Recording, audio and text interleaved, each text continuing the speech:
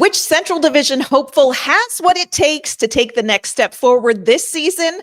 We'll debate and discuss on today's special 2025 Locked On NHL Central Division Hopefuls crossover.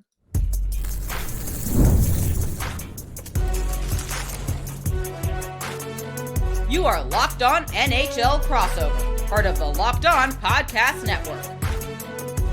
Your team every day. Welcome to this special Locked On NHL Central Division crossover episode. Thanks so much for making us your first listen of the day. We are, of course, a part of the Locked On Podcast Network, your team every day. I'm Ann Kimmel. I am a co-host of Locked On Predators. Today, I am joined by Haley Taylor-Simon. She is the host of Locked On Blues. Tom Callahan is joining us from Locked On Mammoth, and Jack Bushman is here from Locked On Blackhawks. We are here for a frenemies division of the hopefuls, but we have to kick it off and be honest because one of these things is not like the other. Haley, you had the experience of some amazing playoff hockey last year while the other three of us sat at home and popped popcorn and watched it all go down. So how amazing was that postseason run by the Blues? I mean, it was awesome for the games played at home. We were able to make it so Connor Hellebuyck had to get pulled out of net, which is fantastic in my opinion. But this team had an opportunity to advance, and 1.6 seconds will always haunt me. It's still painful to talk about. Before we began recording, Jack kind of rubbed it in my face. So it was great that the Blues made it. However, at the end of the day, you want to get past the first round and you want to strive to go to the finals and then eventually win the Stanley Cup. So it's a good step in the Blues's, I don't want to say it's a rebuild, but definitely kind of like a restart to something that they're building. So that's something we're all looking forward to, that first round playoff series, getting a little bit closer to the Stanley Cup. So we're going to kick this off. We're going to be very hockey optimistic out of the gate. I call it optimism. So Jack, let's start with you. What is making you feel optimistic about your team improving this season, maybe making a push for the postseason? How realistic is that for the Blackhawks?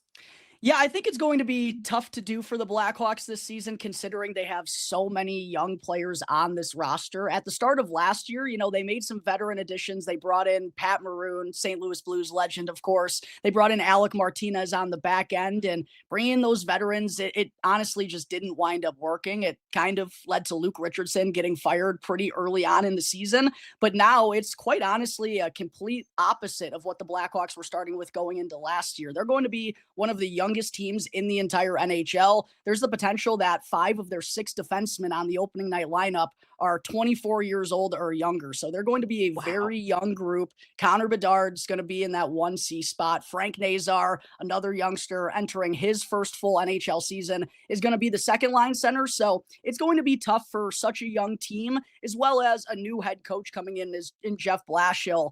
With a young group, it's going to be really hard for some of those new systems and tendencies and everything that he's implementing to click in. I wouldn't be surprised if the Blackhawks just get off to a little bit of a sluggish start out of the gate. However, they are definitely more talented and have a lot more speed than they've had in years past. I've already mentioned Bedard. He's gotten a lot faster here this offseason. Definitely looks like he's made a noticeable stride in his top speed so far in camp and during the Blackhawks preseason opener. And then on the back end too, all of the young guys that I alluded to, most of them have real quality skating abilities. Sam Rinzel can absolutely fly. Wyatt Kaiser, Artem Levshinov. So it is definitely going to be a more intriguing season for the Blackhawks. And I do think as well, Jeff Blashill coming in, actually having a head coaching tenure under his belt. The last 4 coaches in the head coaching role for the Hawks were all first-time head coaches. 2 were interims, but there just hasn't been a lot of experience in that position. So I definitely think this is a more capable and a more exciting Blackhawks group. As far as making a run for the playoffs, though, I think that's still going to be a little far-fetched. All right, here's the team that I think is going to be the most interesting in the NHL. And Tom, that is the Mammoth. This team is, I think, under the radar, but I personally think they could be one of the hidden gems of this season. Am I right in this? What do you think is going to be happening for the Mammoth this season? We've already labeled this year playoffs or bust. for this Yeah. Mammoth team. They've had coming soon on the marquee for a very long time, all the way back to Arizona. And, after a while, that banner starts to fade. It doesn't look as good. Coming soon is only something you can sell people on for so long. Well, the move helped because it really broke it up and introduced them to a new fan base of coming soon. So this is the year. They have to take the step forward this year. We have absolutely labeled it playoffs or bust. On paper, they have taken some giant strides forward. They look a lot better lineup-wise. Of course, if this team could just simply stay healthy, that would be absolutely huge. Huge. But as I tell you that, Monday night's preseason game against Anaheim, all three starting centers, top three centers were out. So, great. Let's start off that way. But no, I think the Mammoth should take a step forward this year. They have the talent. They have the depth. But the question to me is, do they have the coach? And I've been saying this for the last year and a half. It was weird to me to see Andre Tourigny's name on some Coach of the Year favorite nominations, because to me, the guy's seat is pretty darn hot coming into this year, because if they have all of this done now, they've gone to all these great lengths to improve everything. But if they still don't put it together, it's got to be the coach. Let me give you a cautionary tale of what it means to look at hockey on paper and then see it unfold like a train wreck for 82 games, friend, because that was Nashville. I know. Paper. I was rolling in that catnip. I was all over it. I thought that was absolutely what was going to happen. They were going to dominate. And on paper is real nice until you play the game on ice. Yeah, I remember it becomes a whole different thing. My bad. I remember being on the show last year. We were all singing the Nashville Predators tunes from the offseason that they had. I believe we all expected them to go over their point totals and whatnot. That's why you got to play the games. Yeah, it was, we always say that we aged like 2-term presidents over the course of those 82 games covering that team, because it was so brutal. It was brutal. We do hope for a little better this season, only because things can't possibly get worse. The hockey gods cannot hate Nashville this much. So I think they brought in a couple of new pieces defensively that they're hopeful are going to turn the tide for the Nashville Predators. Obviously, we're hoping the veterans get back to at least their season averages. And UC Saros getting back to the performances we're used to, and that will make a big difference for Nashville. Haley, do you think that the Blues are going to be able to pick up right where they left off at the end of the season and keep rolling? What do you anticipate for them? Yeah, no, I expect the Blues to actually be better than they were at the end of last season, and talking postseason, just because of Dylan Holloway's return. He was out due to injury. He had it's so disgusting, but his oblique just kind of came right off. So he had to get that fixed. Very disgusting. Warning, by the way, I should have said that before. Horrible.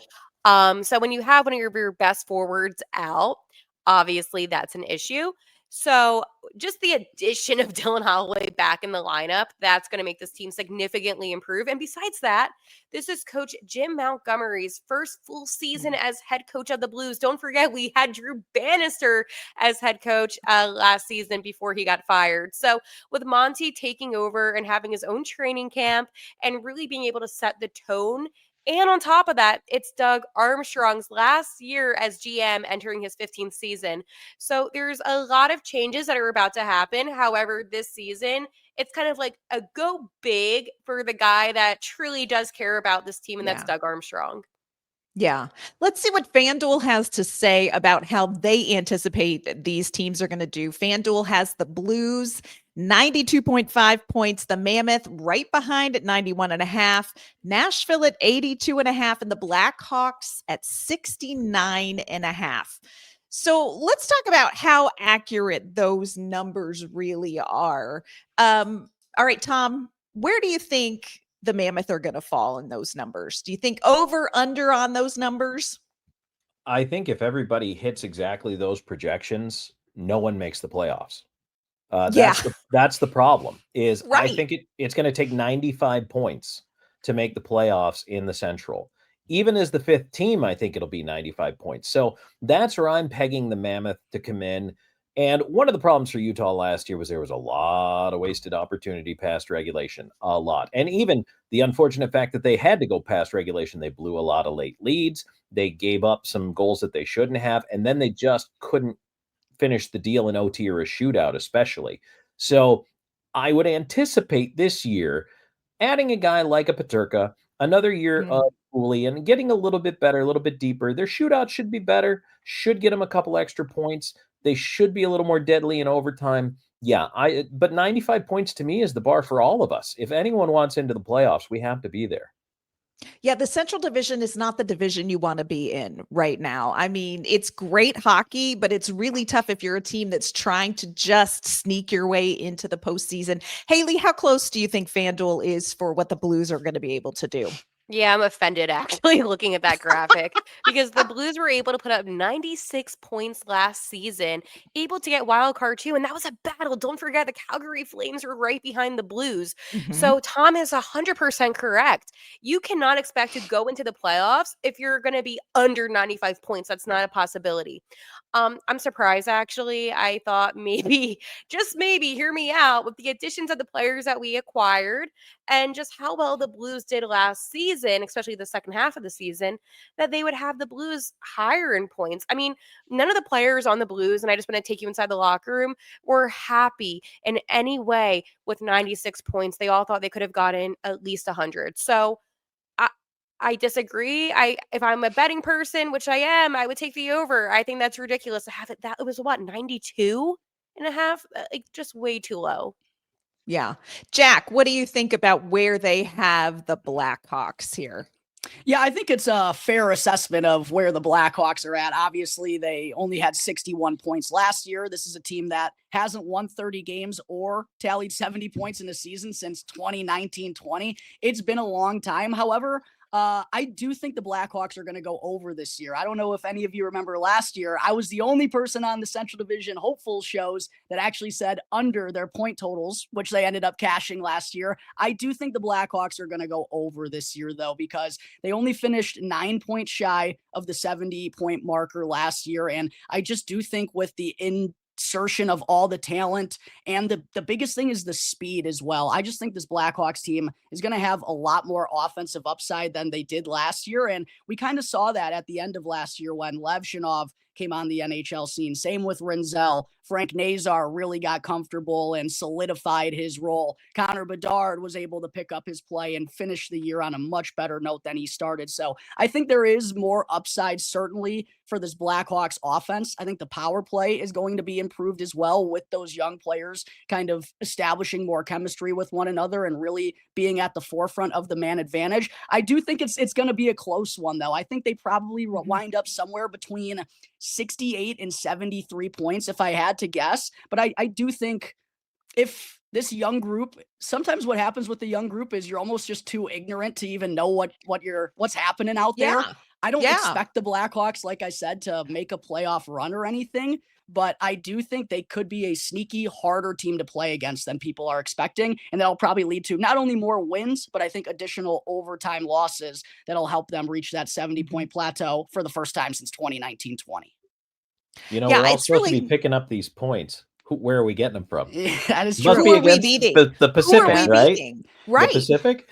Yeah. Maybe the Sharks. The question. Oh, God bless the Sharks. That's about all Nashville had to look down on last season. I hate San Jose, so I'll say. Oh, I love them. They're so fun. Oh, I love them. Why are they fun and we're not? Why are they fun and we're not? Because we just don't like you won a cup 3 times out in 5 years. Right. That's why. Sorry, it's your turn on the carousel. You're on the down horsey right now. You'll get back to the up horsey, but you're on the down horsey. I'm never going to enjoy Blackhawks hockey as a Blues fan, by the way. I'm just putting that out there. Happens. It's not personal, Jack. Winter Classic winners. It's getting a little spicy in here, friends. One thing we know is that oftentimes what makes for a good season is a great offseason. Coming up, we're going to talk about what our respective teams did and didn't do to improve their odds for success.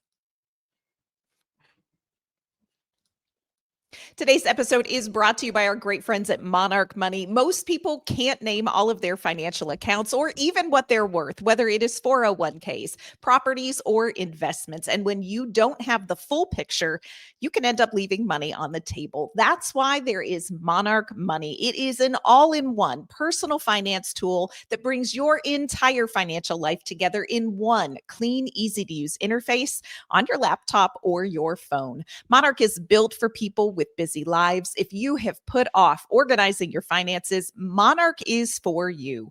Monarch does the heavy lifting for you. You can link all of your accounts in minutes, see clear data visuals, get smart categorization of your spending, and finally feel in control of your money without ever touching a spreadsheet. Don't let financial opportunities slip through the cracks. Use our code LOCKEDONNHL at monarchmoney.com in your browser for half off your first year. That is 50% off at monarchmoney.com with our code LOCKEDONNHL. All right, friends, we all know that the key to a good season is oftentimes a really great off season. So let's talk about the best thing that happened for your team in the off season. Was it an acquisition? Quite frankly, was it dumping somebody? Was it doing nothing? So Tom, let's start with you. What was the best decision that the Mammoth made this off season? Oh, there's everybody wants me to go for the low hanging fruit, right? JJ Peterka. And that is That's the not a easy bad one. one. That's not a Well, bad no, one. it's not, because it gives them another threat on the power play. It gives them a guy who, if he continues to take those steps forward, Haley, get comfy, settle in. As we look at it, yeah, absolutely. That's a huge ad for this team. But something interesting that they did, and actually, I'm going to split this into a 1A and 1B. I'm not going to go for Peterka, although he'll be a huge impact. Between bringing in Nate Schmidt and bringing in Vitek Vanacek, they both come in off of Florida, which is great. But already, number one, Nate Schmidt brings a completely different attitude, a different viewpoint, and I think it's going to help this team keep it a little looser, which will help them. I really feel like they have a tendency to really just scrunch up and just it gets to them. And I think that's why they blow late leads. I think that's why they give pucks away. I think that's why they need him. And he's going to bring in a different perspective. And he's got a great attitude. Love the guy. I never see him not laugh answering a question, which is fantastic. That's and then so Vanacek, it's great. It's so good for the mood of the room. And then Vanacek coming in is a guy who, I mean, I love Connor Ingram. I'm sorry for the way things turned out with Ingram, but they needed to solidify behind Karel Vejmelka. And the thing is, you don't even 100% know that Veggie, even though he's getting paid like a starter, can handle once again the starter's workload. I thought they burned him out down the stretch, yet again, coaching. And he needs to be able to prove that he can consistently be the man for Utah. If they don't, they have a Vitek Vanacek there who they really believe, and listening to Bill Armstrong talk about it, the GM, they can get him back to his New Jersey form, which was huge. Starting, winning, leading that team. If he can get back to anywhere near what he was with the Devils and to have that as a 1A, 1B tandem, I think that those are going to be two acquisitions no one's really talking about because they focus on Peterka, but those are going to push them a lot further this year. Yeah, that goaltending tandem is going to be really, really interesting to watch for Utah, and how they utilize them. I think you're right. It's going to be interesting. Jack, when you look at your offseason in Chicago, what stands out to you? What was the best decision the front office made? Yeah, they didn't really do a whole lot in terms of player acquisitions. They swapped Joe Veleno, who was a buyout candidate, for Andre Burakovsky from Seattle, who's kind of struggled ever since leaving the Colorado Avalanche organization. Looks like he's going to be getting a top-line opportunity right out of the gate along with Connor Bedard. They also brought in Sam Lafferty for the third time, funny enough. He'll be down there on the fourth line. But other than that, they really didn't make much player additions, and that's just simply because there are so many young core pieces that are going to be jumping onto the NHL scene, and they didn't want to cause any like roadblocks for guys who looked like they were ready in training camp or during the preseason. But undoubtedly, to me, the most noteworthy addition this summer was Jeff Blashill Blashill, who quite honestly, throughout the process of the Blackhawks going through their hires and interviewing people, he wasn't really one of my favorite candidates. Obviously only had one previous stint as a head coach with the Detroit Red Wings, 7 years there, didn't really do a whole lot of winning, which to be fair, probably is more on Steve Yzerman than it was on Blashill during that tenure. But I've been really, really impressed with how he's run training camp right from day one, the intensity that he provides, in addition to just the experience. And I really do believe the last 3 years that he spent as an assistant coach with John Cooper and the Tampa Bay Lightning, the longest tenured head coach in the NHL, arguably the best. I just think that experience after coming out of Detroit gave him an opportunity to really be around that group and understand how a practice needs to be run, how a team needs to be organized, how the locker room looks in a winning culture. And I think Jeff Blashill, again, it's only been, a week and 2 days of training camp and whatnot, but I really do think he's gotten off to an impressive start with just the work ethic and what he's instilled already in these Blackhawks players at camp, working hard from day one. It really does feel different than what they had with Luke Richardson or Jeremy Colleton. The Blackhawks just haven't had a qualified NHL head coach since they fired Joel Quenneville in 2018. So I think that's just another reason why I'm confident this team is going to hit 70 points for the first time in 5 to 6 years, because they have a legitimate NHL head coach who's been around success before. And I've been really happy with what he's done in the first week of his tenure as the new head coach. Jack, I know this was a trade deadline thing, but what are your thoughts on what clearing out Seth Jones has meant to the defense for the Blackhawks? Has that opened the door for anybody else to come through? Yeah, most certainly. It opened the door for Sam Rinzel to come out from Minnesota, wrapping up his sophomore year in the spring, and then played in 9 NHL games with the Blackhawks last year and averaged 22 minutes per game and looked really comfortable on the top pairing along with Alex Vlasic. He's actually going to be the one who's stepping in and taking the Seth Jones role as the top power play quarterback that he had during his time here. So I really do think that's just kind of ushering in the next era of defensemen. In addition to, we obviously got Seth Jones off the books and we're able to acquire Spencer Knight, our number one goaltender of the future, now in the process. I think that was a win for all sides. Obviously, Seth goes on and joins Florida, has a pretty good postseason run to help them win the Stanley Cup. The Blackhawks, he was clearly frustrated at the end of his tenure there. And even when he got traded to the Blackhawks, he didn't sign up for a full-scale rebuild. That was still when Stan Bowman was the GM and they acquired Marc-Andre Fleury. So he was clearly frustrated. It was starting to have some lingering effects a little bit in the locker room. So I think for all parties involved, that was the best move possible. And it creates a new opening for some of the future defensemen that are now stepping on the scene. I love the Spencer Knight edition because so much of it is really about peaking at the right time. And that seems like such a great fit for Chicago for where they're at, where they want to go, especially when it comes to just solidifying goaltending. Haley, who is a player on the Blues roster this season that you think is going to surprise everybody? Is there a standout player, somebody whose performance maybe we're not talking enough about, but we should be? Jimmy Snuggerud. I mean, this is a player. Yeah. Like Snuggy's awesome. He played seven games in the regular season, and then obviously the full 7 games in the postseason. He is such a talented player. I mean, there is a chance for him to make the first line, which is actually insane. He has so much talent, but also I feel like we don't talk enough about Robert Thomas, Jordan Kyrou. Like there are so many other players that have so much talent. And I feel like the whole Blues team sometimes gets overlooked a little bit in terms of the depth. I mean, you have players like a Texier that's going to be playing for Team France in the Olympics, which, again, is a huge accomplishment. But defensively, too, I mean, Cam Fowler, how can you not talk about Cam Fowler, who, in my opinion, played some of his best hockey with his time with the Blues, which is crazy since he spent all of his career, except up until now, in Anaheim. But, Anne, I wanted to answer your question about moves this offseason. Yeah. You said players that, not maybe players that you acquired, but players that your team got rid of. I am so thankful that the St. Louis Blues put Nick Leddy on waivers. Thank you, Doug Armstrong. Thank you, management.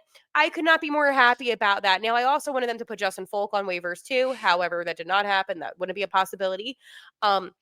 Losing him is going to make this team a lot better defensively. And I hate saying that.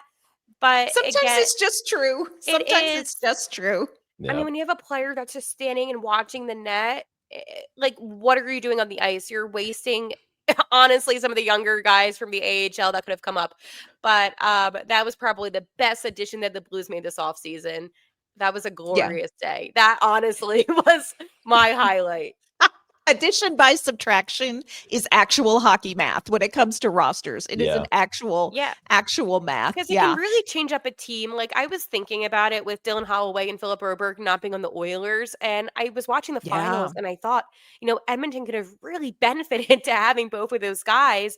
And I'm not going to rub it in Edmonton's face, because at the end of the day, I'm sure that their whole fan base is upset about it too. But sometimes when you get rid of players, you're either making your team worse or better, which is inevitable. But for the Blues, you want to get younger, and having a defenseman, because a lot of your defensemen are older. And let's be honest, younger is the new it thing in hockey these days. So getting rid of that, just for me at least, makes me excited for some of the new guys to really step up and to try to make this team.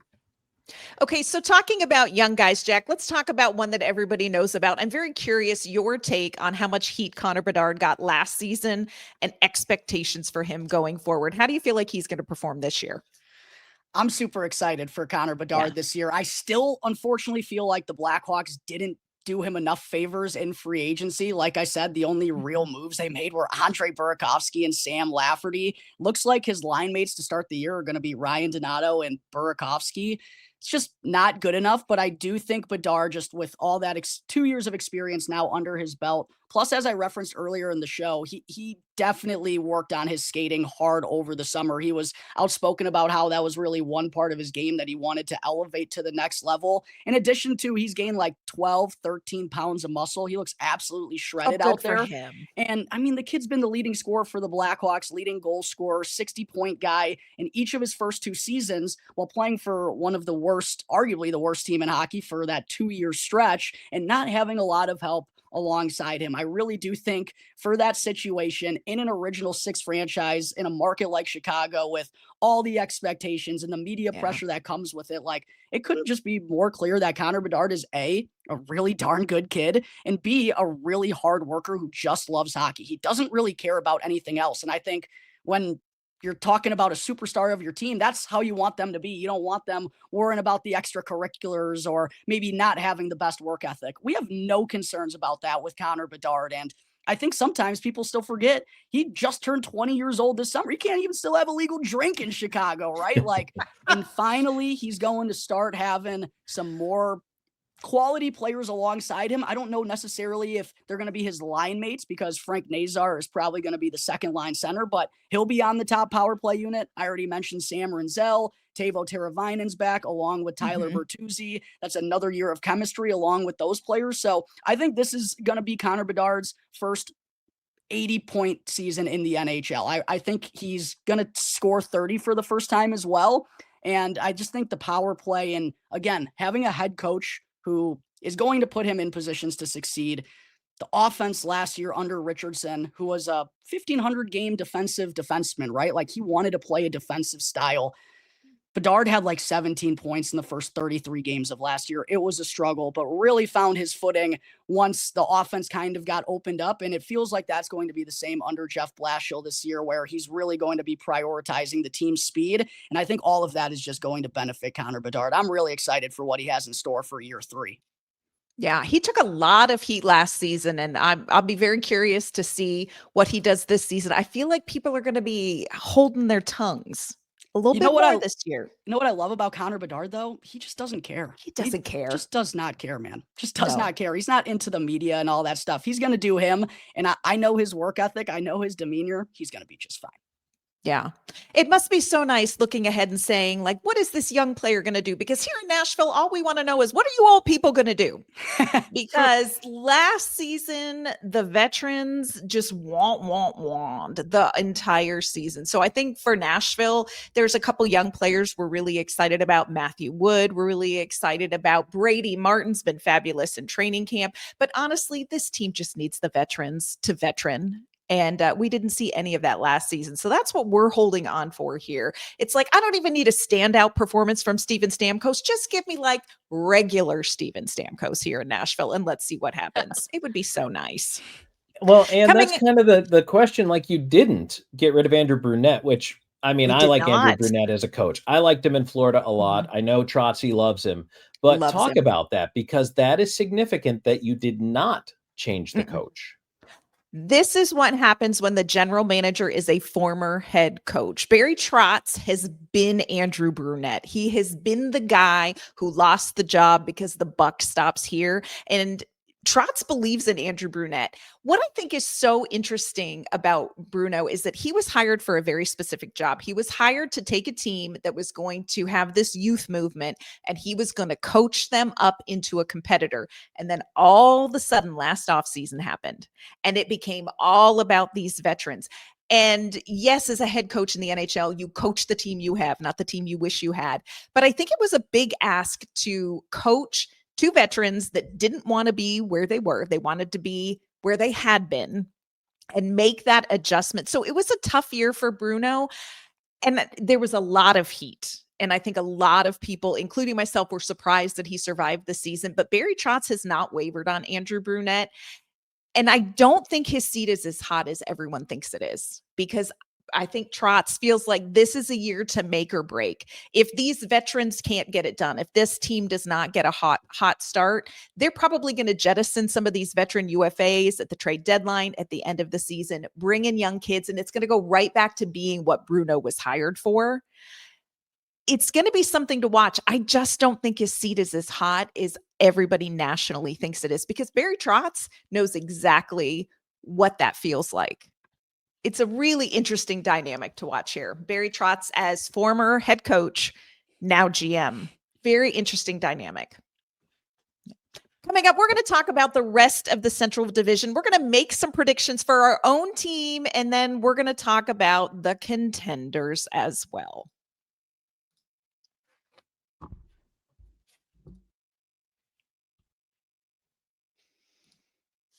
All right, you all, wrapping up our discussion from the quote hopefuls minus Haley, who Thank you. lived the dream, lived the first round playoff dream, you all. So when we look at the Central Division as a whole, we talked about this earlier. This division is ridiculous. So I'm just curious. We're going to talk about the people who aren't in the room, because that's what's most fun anyway. Who is going to win the division, Haley? Dallas. Dallas is Yeah. going to win, no doubt about it. Yeah, I agree. I think they are so complete. I would agree. Tom, what do you think? Once again, I'm going to be the only one, as I was last year, who went to bat for what I've had to now embrace as my Winnipeg Jets. They are my Winnipeg Jets. Because Yours. no one else loves you did defend them last year. They are the ugly dog at the pound that nobody wants, but they are worthy of a good home. For 2 years in a row, now 2 years in a row, they have been the best defensive team in the NHL regular season. They're going to be the best team in the NHL again defensively in the regular season. I don't care that they don't go far in the playoffs. That's not what we're talking about. Winnipeg wins the division. It's so funny. Last year, I was with the contenders. Those were the good old days. And Harrison Lee from Locked On Jets was like, oh, shucksin' his way through like what last season was going to be. Oh, golly gee, I don't know. We're just going to be glad to be there. And I'm like, were you glad to be there? Was it great being the best team? You know, I think the Jets really are another one of those complete teams. The question comes back to, again, can they shake off that playoff rust and dust? What do you guys think about Minnesota? Oh, Since they're not here, we can talk about them. Haley, I what do you think think they're about gonna. Minnesota? I like Seth, right? Seth, who does Locked On Wild. The I man. like Seth, right? I feel a butt coming. But we did an episode, and I was like, oh, the Blues have a potential to be wild card 1, wild card 2, a wild card team. Seth says, Hale, the Wild are going to finish 3rd in the Central. And No. Who is not like who are they gonna? But here's where my mindset changed. Why not? They have a lot of talent on that team. And I think that's a possibility. Now, I'm a Winnipeg hater, right? I don't think the Jets are going to be a wild card team. Like sometimes I'll say that just for, clicks and, to have conversation. I think the Avalanche might finish as a wild card 1. Really? Mhm. Okay, that's a bold take. That's a bold take. I feel like the Avs are just under Dallas. Like, it's like the pretty girl that is going to be on the It's homecoming all court. gonna be Will she wear the crown? We don't know, but she's It's going to be all there. it's gonna all be by a couple points. I don't expect this to be like a far off race at all. I think it's all gonna be within 1 or 2 points, and I think it's just gonna be the way that it lines up. But I do expect 5 teams from the Central to make it to the playoffs. Yeah, it is a good division. Okay, so let's pivot here. Which of our 4 teams are going to make the playoffs? Go ahead, Jack. I'm going with Utah. I love that young group. Y'all, I think yes. I like Utah more than St. Louis. I do ultimately think both can make it, though. I really do think Minnesota just has some bad vibes around them. I don't love how they handled the Marco Rossi situation this summer. Obviously, there's the news about Kirill Kaprizov. And offensively, besides Boldy and Kaprizov, they just don't have a ton of offensive firepower. I could see that being a team that regresses if Philip Gustafsson doesn't go as strongly as he has the last couple of years. I've been kind of singing the tunes of the Utah Mammoth on my show all summer. I love the combination of Logan Cooley and Dylan Gunther, especially. He's one of my favorites. Going to be a sneaky monster player in this league. I just think it feels like that the young team with, the older guys like Clayton Keller and Nick Schmaltz. It's all starting to come together, and I think they're going to be a lot of fun to watch this year. So honestly, I wouldn't be surprised if Utah winds up finishing at number 3 in this division this year. I think very highly of them. All right, Tom, do you receive that? Oh, absolutely. I'll take that. I'll take that all the way to the bank. Did you guys know that Clayton Keller had 90 points last year? Yeah. Yes. Nobody talks about him. Knew. Nobody knew. Nobody talks about him. I love Clayton Keller. Yeah. He's so good. Yeah, So good. nobody talked about it. And again, as we talked about earlier, on paper, yes, I agree with you. And I think St. Louis also makes the playoffs this year. Minnesota, you're right. I agree, Jack, 100%. You got your finger on the pulse here, buddy, because here's the thing. When a player turns down 8 years and $16 million, the most money ever thrown at an NHL player, guess what it's on about? The money. Yeah, something's going on there. He does not want to be tied to Minnesota for 8 years. He obviously does not have the faith in what Bill Guerin's doing. And look, it's going to be a distraction all year long. That's all they're going to talk about. And at the end of the day, of course, a lot of teams are going to have to deal with this because there's some pretty big names hanging out there for next summer. But I really think that Kaprizov is either going to have to take a really short term, and if he does, or he's going to want a short term, I should say. And if he does, that's going to be a conversation that's distracting. And if he's not going to sign, that's hanging over him all season. So what the Wild are going to turn into is a team that tries to please Kirill Kaprizov. And in the process, they please no one. They get worse. They fall out. Bingo. So I think our top 3 are going to be some combination of the familiar suspects: Dallas, Winnipeg, Colorado, and then St. Louis and Utah. Yeah. Agreed. Haley, where do you think St. Louis is going to fall? Are you going to shock us all again? I said on my podcast, Wild Card 1. I think that they do improve from last year. Listen, I think Utah's going to be a challenge. And I don't think that it's going to be one of those teams that you can just look at and say, oh, well, this is a team that we could easily beat. No, they're not. The Blues have struggled against Utah. And even when Utah was Arizona, I am so jealous that hometown kid, Clayton Keller, is on the Mammoth. This guy is a star, and any team, honestly, would succeed with him. He is that good of a player. Now, what I will say... And he cranks it up against St. Louis, Haley. He really does. Trust me, he does. It's not fun, for me at least. But it's good seeing him succeed. It's hard for me with the Wild because I think I'm a little bit biased in a sense that the Blues really struggle against Minnesota. And it's been like that for a couple of years now. And I still feel like there's a lot of talent now. The offseason drama, I didn't even touch on that because I think these athletes are all very professional and they're going to not even at least bring that onto the ice. But again, I really think Dallas is going to win the division. I think it's going to be followed by Winnipeg, unfortunately. I hate the Jets. 1.6 seconds.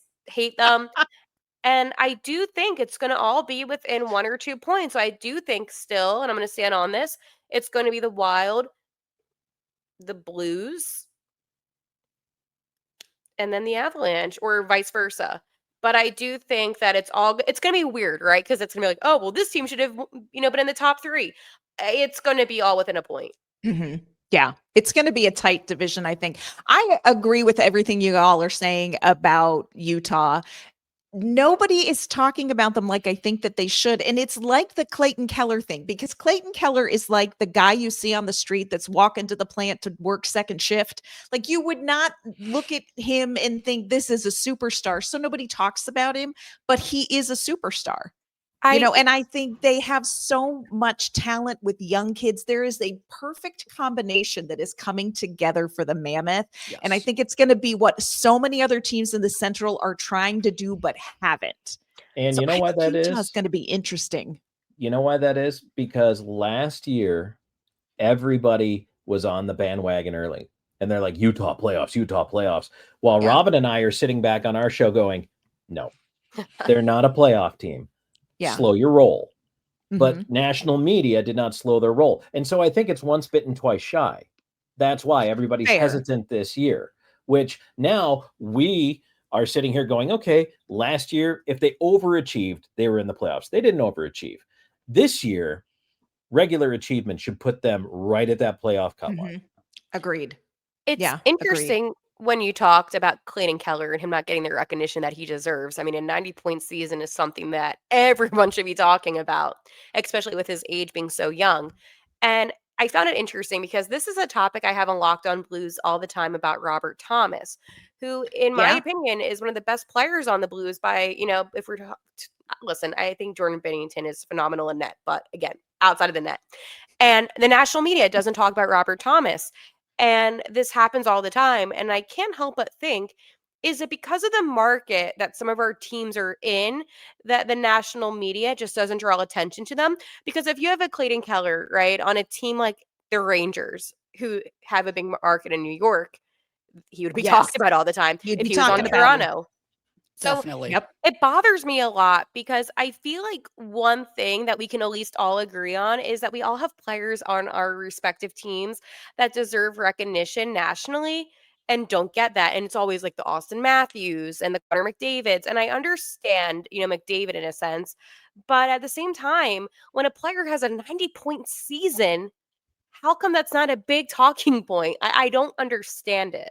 According to national media, there are 2 teams in the Western Conference, Edmonton and Vegas. Those are the only 2 teams in the Western Conference. And Vegas, I'm sorry, but after putting Mark Stone on LTIR and then all, like, I can't stand the Golden Knights. I can't stand them, and that's something that we can all agree on. Wait till Pietrangelo says he's going to try to come back this year. Yeah, right. They're hosed. And I love him. I love Alex. I mean, one star captain that raised the cup for us. Right. But I hate the Golden Knights, Eric. The Golden Frauds. I swear they have they're so corrupt. I could go on and on about this. This is why I don't do collabs with Locked On Knights. I love the guys that do Locked On Golden Knights, Tony and all them. Tony. I can't do it. I can't do Haley, it. I would watch that episode though. I would 100% I would be all over Haley, get a crossover going. I want to watch that. After what they did to Marc-Andre Fleury. I actually have a Golden Knights sweater of Marc-Andre Fleury, not because I wear it because I'm not a Knights fan, but because I couldn't get one of him as a Penguin. And I was like, oh, well, this is one of the best goalies I'm going to watch in my lifetime. And then he finds out through a tweet. Jack, can you hook her up with a Blackhawks Fleury jersey? No. Oh my gosh, so funny. No. I have a buddy. No. Funny story about that though. One of my dumb friends had thought it would be a good idea to buy a Marc-Andre Fleury Blackhawks jersey. Got traded 2 days later. Hilarious. No. Hilarious. Are you kidding me? That's like having a Brodeur Blues jersey. I would want that jersey. I guess that's true. Boy. It's a collector's item. Jack knows a guy. Jack knows a guy. He does. Imagine know paying a full price for a sweater and then 2 days later it's on markdown for 75% off. We have a whole wall in the Nashville locker room store. We have a whole wall, friends, of 75% off. In Philly, we have Ryan Ellis jerseys still. Like We just love I him. know, Aw. but we didn't get to see him like much, really. It was like a couple He was games. great, just so you know. I know you Oh, I didn't get to see know. him, but he I was was amazing. I was excited. Well, if you win a Flyers Ryan Ellis jersey for like $10. We may need to talk off Yeah. camera because Ryan Ellis, Oh, that's a guy. It's a human That's a rocket ship guy. scoring goals on the moon. Love that guy. Look that one up. I want All right. Nashville to do better though. I do. Oh, And it's not just because I like you, because I do, but I thank goodness. can't see Steven Stamkos not turning it up this upcoming season. And that's something I wanted to tell you on this crossover episode, is that last season was a fluke. And I think a lot of people were counting out Nashville. And I think they're wrong to do so because there's still a lot of talent. However, I think that at the end of the day, you can't have high expectations of them, obviously. But I mean, there's no way that what we saw last season is who they are. That wouldn't make sense. It's one of those things where this is the season that's going to tell you everything you need to know about Nashville. And you're probably going to know everything you need to know in the first 25 games. I don't think you'll need 82 games, but that's the question. Was the 2023-24 team that overperformed the fluke, or was last team that underperformed the fluke? We don't know who this team is in Nashville. Yeah. We have no new information after last season on what Nashville is capable of. Expectations are low here because I think we are just all beaten and battered. Like, I'm telling you, we aged like 2-term presidents watching that unfold. It was a nightmare. It was a nightmare. So yeah, we'll see if the Predators can even get close to sniffing a wild card. That's our hope. We have lowered our hopes, friends. We just want to sniff the backside of a wild card team this year. It would be really, really nice for us. That's quite the turn of phrase. It really sums up how we feel, sadly. It really does.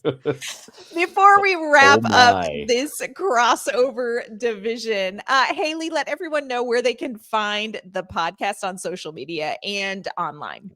Yep. So I have daily episodes of Locked On Blues on YouTube. If you search up Locked On Blues, we do shorts, we do videos, player exclusive interviews, and so much more. Also, check us out on Twitter at Locked On Blues, where we live tweet different games and have a little bit of an insight information about what goes on in Bluesland. Love that. Tom, where can everybody find Locked On Mammoth? So you can find us at Locked On Mammoth. Certainly follow us on YouTube and follow and subscribe for everybody here, because we're all fantastic at what we do. And also at Locked On Mammoth. You want to talk to me on Twitter at Callahan on air. I'm also on Blue Sky quite a bit at Tom Talks. So check it out. All right, Jack, where can we follow the Blackhawks this year? Yeah, you can find Locked On Blackhawks for free wherever you may be listening to your podcast. Check us out on YouTube as well. On X, the account is at @O_Blackhawks. As for my personal, you can check me out at Jack Bushman too. You can follow the Nashville Predators at Locked On Predators. Get us wherever you get your favorite podcasts. Of course, we are on YouTube Monday through Friday as well. You can find us on social media at LO_Predators. That's going to do it for this special spicy crossover edition of Locked On NHL Central Division. Thanks so much for making us your first listen of the day. Make sure you follow our shows to keep up with these teams.